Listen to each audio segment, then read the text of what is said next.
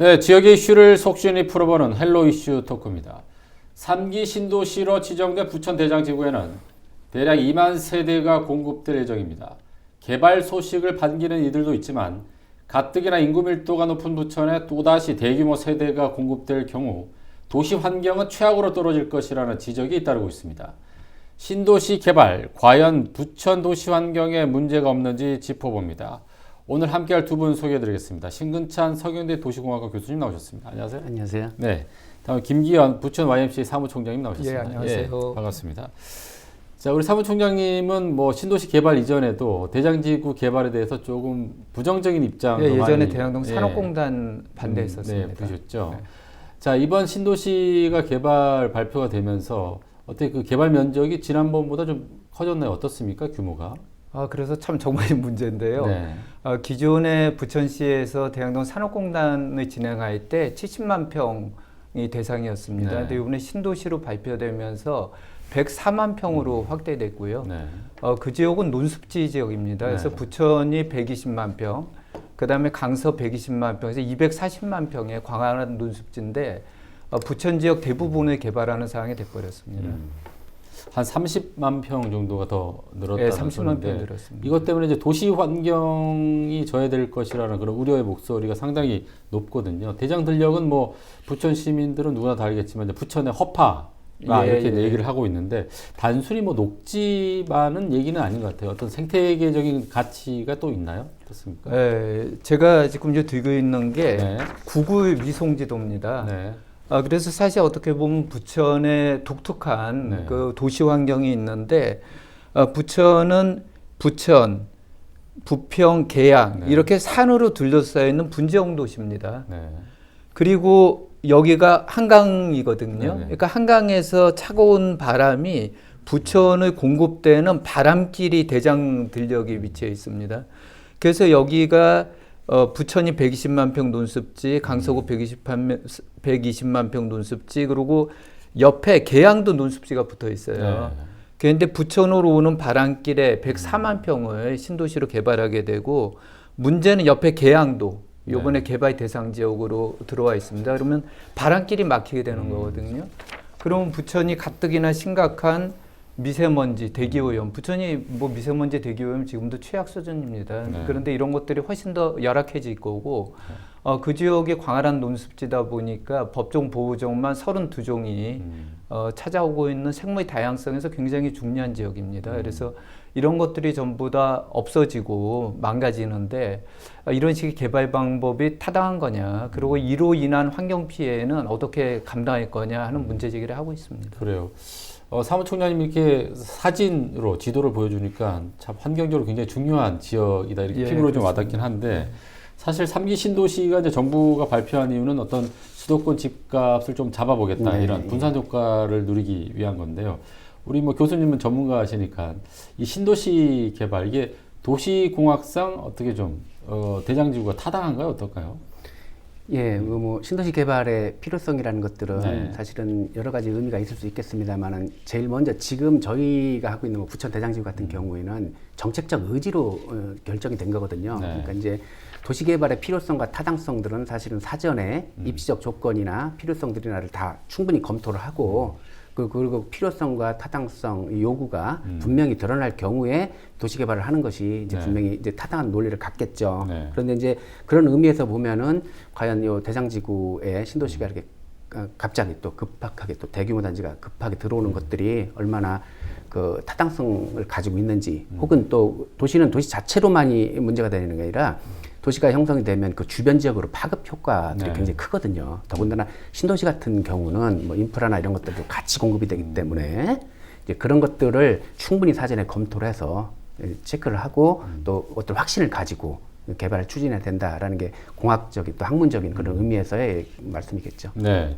수도권은 지금 이미 이제 3기 신도시가 지정이 됐어요. 네. 1기, 2기, 3기 신도시가 지정이 됐는데 주민들은 왜 저기가 신도시로 지정됐을까라는 좀 의구심을 갖는 분들도 있거든요. 네. 정부에서 신도시를 이제 지정할 때 나름대로 기준이 있을 것 같은데 가장 중요한 기준은 어떤 거죠? 뭐 앞에서 말씀드렸다시피 사실은 택지 공급의 필요성이 가장 큰 기준이 되겠죠. 그런데 이제 지금 같은 경우에는 과연 택지 공급의 필요성이 얼마만큼 시급하게 또 이렇게 대규모로 일시에 공급돼야 되는가에 대한 논의는 다시 한번 좀 생각을 해봐야 될 필요가 있다고 생각을 하고요.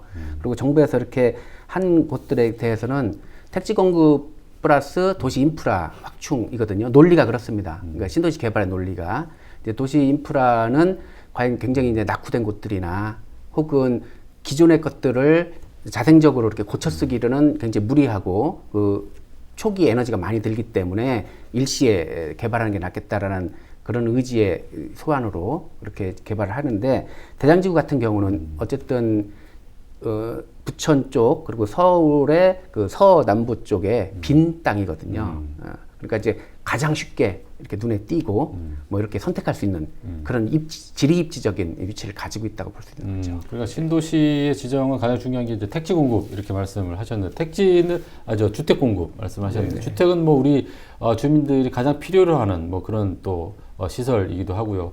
반드시 필요한 것 같긴 한데 환경적인 부분은 또 그렇지만요. 네. 사실 우리나라 주택 공급률이 지금 103%입니다. 네. 그리고 부천은 주택 공급률이 108% 정도 됩니다. 네네. 그래서 그런 20년, 30년 후에 도시 전체가 어떻게 될 것인가 하는 비전 자체가 부족하다고 저는 생각을 합니다. 네. 그래 도시 환경적인 측면에서는 그럼 또 부정적인 부분이 있을 것 같아요. 네. 도시 환경 측면은 굉장히 환경 재앙이 우려될 정도의 네. 상황인 거죠. 네.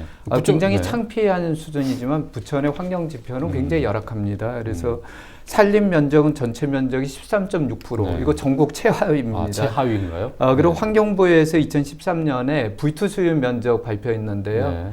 이거 62.7% 전국 최악입니다.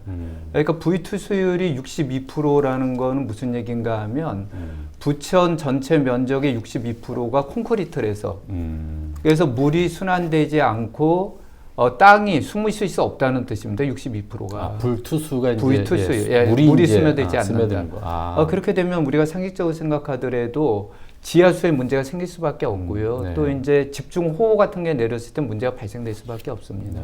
그런데 이렇게 불투 수율을 대규모로 또 늘리는 정책이 되는 거고요. 그 다음에 도시 공간의 절반에 해당하는 원도심 및 공장 지역의 녹지율은 10% 미만입니다. 네. 그리고 경기도 지역에서 70만 명 이상 도시 중에서 생활권 도시수 네. 이게 굉장히 중요한 지표거든요. 그렇죠. 이게 네. 3.12 제곱미터. 그래서 최하입니다. 그런데 문제는 70만 명 이상 도시 중에 도시 수비 제일 많은 성남은 6.12 제곱미터. 그러면 우리 2배예요. 두 배 정도 되네요. 그 다음에 제일 적은 수원시는 4.2 제곱미터. 그런데 우리는 3.12 제곱미터니까 수원도 우리보다 굉장히 많은 거죠. 그러니까 이런 환경을 개선할 생각은 안 하고 또 새롭게 개발을 계속 증가시키면서 인구 밀도를 높이면은 대기오염, 미세먼지, 아토피, 천식증, 환경질환 이런 문제도 발생될 수밖에 없다고 저는 생각합니다. 그래, 부천은 뭐 다 아시겠지만 인구 밀도가 뭐 전국 최하위 수준이라는 거 많이 알고 있을 텐데 숲이 이렇게 또 적은지는 저도 전국 최하인지 이번에 좀 알게 됐습니다. 근데 보통 이제 어떤 거주지를 정할 때 주민들 저도 마찬가지지만 어떤 주변의 환경을 많이 보는 것 같아요. 예. 물론 직장과의 거리도 따져야 되고 뭐 마트라든가 뭐 아니면 뭐 병원 이런 편의 시설도 많이 따져야 될 것 같은데 교수님이 보시기에 그 살기 좋은 도시의 어떤 조건 뭐 이런 것들이 따로 있나요? 예, 뭐 살기 좋은 도시라는 어떤 개념적으로 말씀을 드리면은 사실 이건 시대에 따라서 살기 좋다라는 개념 자체는 변화할 수밖에 없거든요. 이제 과연 저희가 초기에, 그러니까 1980년대, 90년대 초기 일기 신도시들이 개발 당시에는 살기 좋은 도시라고 하는 것들의 기준이 그 경제적 가치가 높은 편리한 주택 형태, 그리고 세련된 상업시설들, 그리고 넓은 도로, 뭐 이런 교통시설들 이런 것들이 아주 살기 좋은 도시의 최첨단으로 이렇게 생각이 됐었던 거죠. 그런데 이제 지금 뭐 초기에 신도시 만들고 근 한 30년의 시간이 경과한 후에 지금의 상황에서는 사실은 그런 기준보다는 뭐 비근한 예로 북유럽의 모델 같은 가령 뭐 핀란드 헬싱키 같은 경우에 비키 신도시나 아니면 뭐 스웨덴의 스톡홀름의 하마비 허스타드 같은 도시들이 있습니다. 그런 도시들은 아주 대표적인 친환경 도시거든요. 이제 그런 도시들에서 볼 수 있는 에너지 자립률, 그다음에 어쨌든 그 체감할 수 있는 환경적 지수들 이런 것들이 지금은 이제 가장 살기 좋은 도시의 표본으로 이제 생각이 되고 있습니다. 가령 예를 들어 지금 뭐 아까도 총장님 말씀하실 때 네. 미세먼지 같은 건 핫 이슈잖아요. 그렇죠. 이제 네. 근데 그런 것들이 가장 적게 발생이 되고 또 피부로 깨끗한 공기나 맑은 물 그리고 이제 깨끗한 환경 이런 것들을 누릴 수 있다면 그것이 과연 가령 이제 가장 좋은 도시다 이렇게 말씀드리가 있는 거죠. 그건 이제 조금 더 직접 기준으로 말씀드리면 좀 전에 뭐 저희 부천이 녹지율이 굉장히 낮다 그렇게 네. 말씀인데 최소 그런 좀 전에 전설한 바와 같은 그런 도시들은 최소 녹지율이 대지 면적의 50% 이상, 지구 면적의 네. 그 정도. 그리고 이제 법적인 기준도 있습니다. 녹지율을 최소 1인당 6제곱미터 이상씩을 확보해라라는 법적인 기준들이 있지만 사실 아까 부천 뭐 3.2 이렇게 네, 얘기하셨잖아요. 그러면 절반 이하도 안 된다는 그렇죠. 거죠. 근데 그 6제곱미터라는 건 법적 미니멈 이제 최소 기준입니다. 근데 최소 기준도 못 미친다는 얘기는 사실은 녹지를 체감할 수 있고 경험할 수 있는 그 확률이 굉장히 낮다. 이렇게 말씀드릴 수 있다는 거죠. 법적인 기준 좀 높여야 되는 거 아니에요, 그러면? 네, 이제 오도피아 됩니다. 그 택지개발 기준들을 만든 지가 뭐 법적으로 기준 따지면 20년이 넘었습니다. 그러니까 네. 이것도 다시 조정을 해야 되죠. 근데 이런 여러 가지 제반 기준들도 다 이제 상승을 좀 시켜야 되고 또 무엇보다도 사실은 그간의 도시는 경제적 가치로만 이제 이해가 됐었거든요. 그렇죠. 네. 이제 거기에서 이제 한 단계 조금 업그레이드 돼야 된다. 이제 저희들의 실제 그 시민들의 그 느낌이나 또 이렇게 수준들이 예전 같은 30년 전의 도시를 원하는 것이 아니라 정말로 이제는 수준 높은 그런 환경적인 도시들을 원하는 그런 시대가 됐다 이렇게 말씀드릴 수 있습니다. 그러니까 3, 40년 전에 가장 중요했던 것은 경제적인 가치를 네. 따졌는데 이제는 환경적 환경적인 가치. 가치가 네, 중요하다고 가장 말씀을 우수한, 네, 하셨어요. 그렇죠. 그러면 교수님이 보기에 부천시의 환경적인 가치랄까요? 어떻게 좀 판단하세요? 예. 좀 어려운 질문인가요?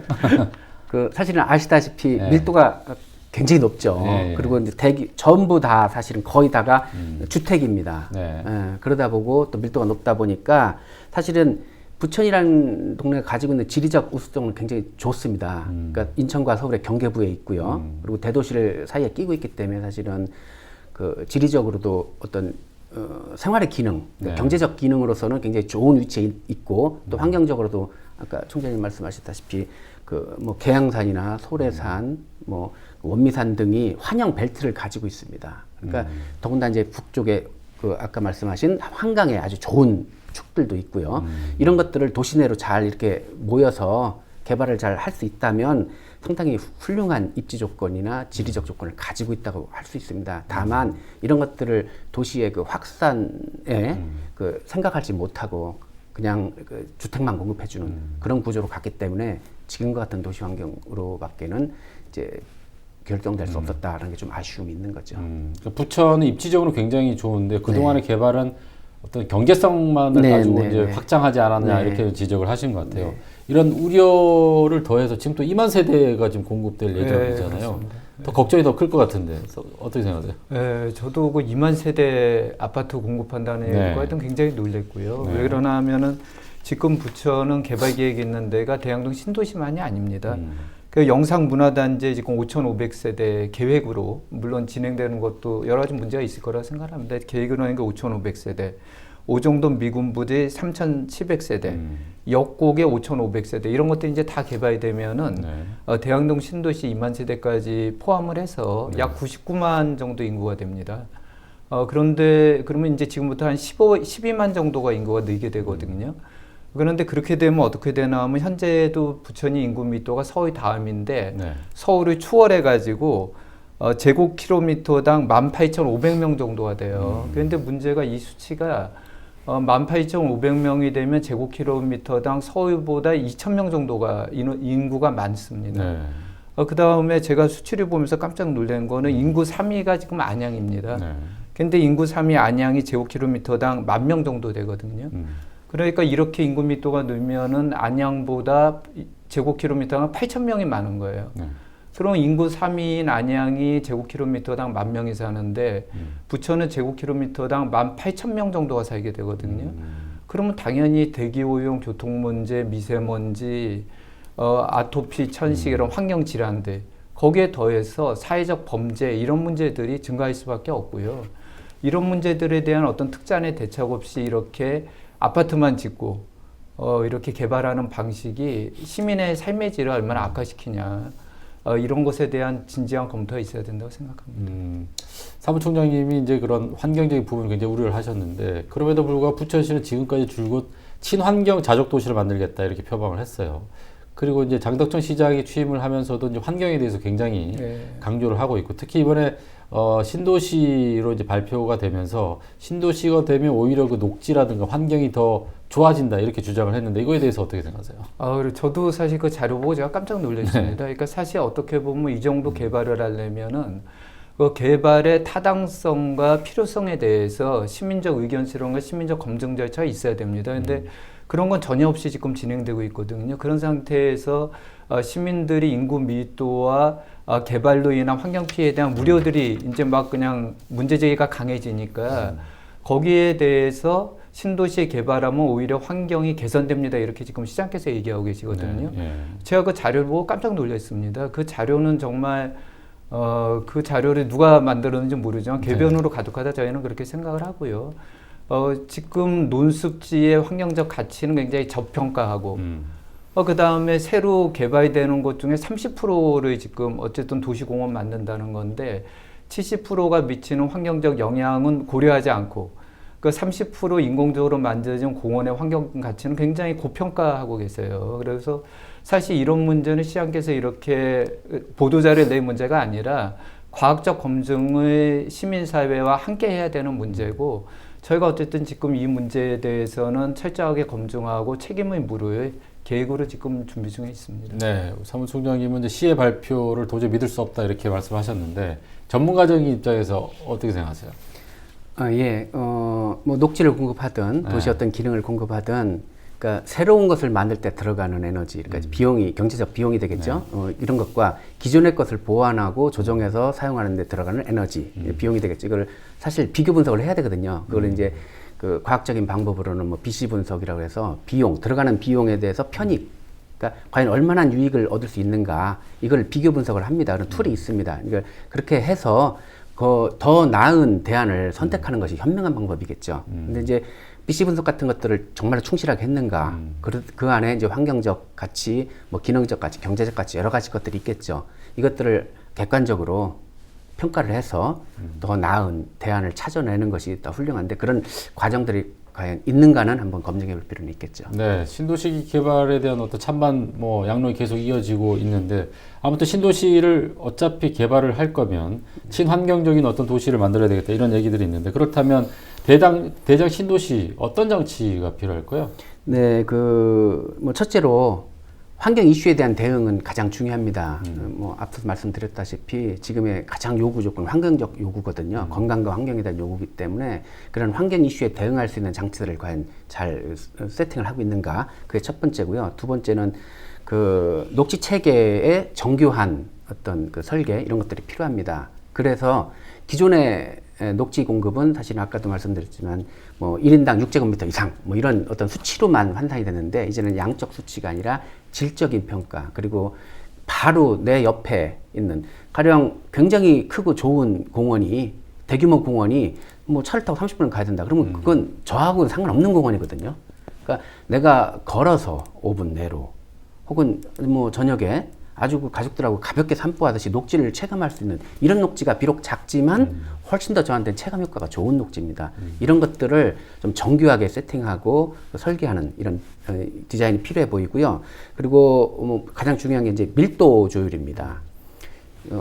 경제적 가치로만 밀도를 환산해서 땅의 평가를 경제적 가치로만 환산한다면 사실 고밀개발이 가장 좋은 효용이 있는 방법이겠죠. 그런데 그러다 보니까 사실 그 안에 들어가 사는 사람들이 느끼는 실제 경제적 가치로 환산할 수 없는 정신적 가치, 또 환경적 가치가 이제 상대적으로 폄하되는 이런 겁니다. 그래서 경제적 가치가 아니라 환경적 가치로 밀도를 조율하는 이런 기준들도 필요하고요. 마지막으로는 대중교통의 그 체계적인 구조를 좀 잘 짜줘야 됩니다. 승용차 이용을 최소화시키고 그리고 가능한 보행이나 자전거 정도로 다닐 수 있는 그런 도시 구조를 만드는 것이 사실은 가장 우수한 그리고 그런 사례들은 외국의 경우는 많이 있거든요. 그런 것들을 좀 잘 케이스 스터디를 해서 이렇게 저희들한테 접목했으면 좀 괜찮은 도시가 되겠다 이런 바람이 있습니다. 네. 자, 오늘 그 대장 신도시 개발에 따른 환경 오염 문제 해결 방법을 좀 찾아봤습니다. 신도시 개발 발표 이후에 지역 주민들의 많은 그런 논란이 있었는데요. 앞으로 올바른 합의를 통해서 부천이 보다 나은 그런 도시로 발전하기를 기대해 보겠습니다. 자, 오늘 이슈토크 여기서 마무리하겠습니다. 자, 시청해주신 여러분 고맙습니다.